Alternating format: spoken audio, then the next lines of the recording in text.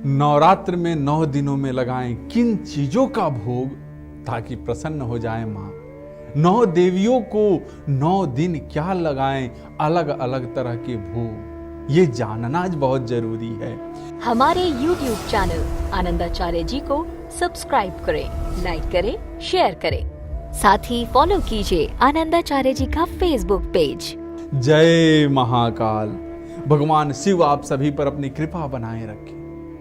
दर्शकों, आज हम बात करेंगे नवरात्रि में 9 देवियों को भोग लगाने के विषय में। दरअसल नवरात्र में 9 दिनों में मां के 9 स्वरूपों की पूजा की जाती है। लेकिन क्या आपको पता है कि 9 देवियों को 9 दिन अलग अलग तरह के भोग लगाए जाते हैं? तो चलिए आज हम आपको बताते हैं 9 देवियों के 9 भोग के विषय में।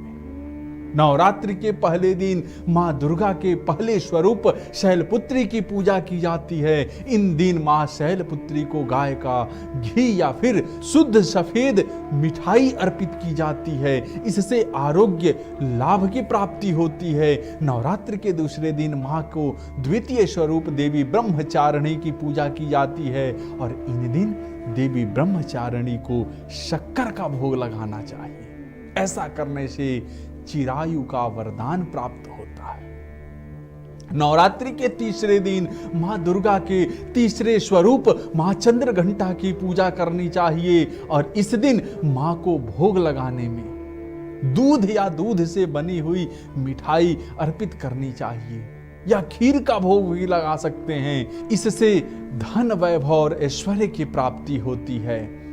नवरात्र के चौथे दिन मां दुर्गा के चतुर्थ स्वरूप कुष्मांडा की पूजा की जाती है। इस दिन माता को मालपुए का भोग लगाया जाता है और इसे जरूरतमंदों में बांट दिया जाता है। ऐसा करने से मनोबल में वृद्धि होती है।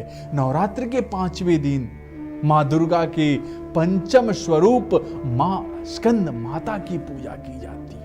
इस दिन मां भवानी को केले का भोग लगाना चाहिए। ऐसा करने से बुद्धि का विकास होता है और करियर में ग्रोथ मिलता है।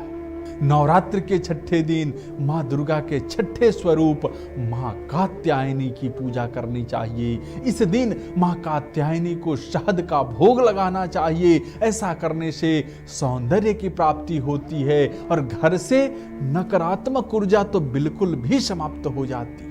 नवरात्र के 7वें दिन मां दुर्गा के 7वें स्वरूप मां कालरात्रि की पूजा की जाती है। इस दिन मां कालरात्रि को गुण से निर्मित भोग अर्पित करने चाहिए। ऐसा करने से रोग शोक से मुक्ति मिल जाती है और अचानक आने वाले संकट से रक्षा भी होती है। नवरात्र के 8वें दिन मां दुर्गा के अष्टम स्वरूप मां महागौरी की आराधना करनी चाहिए।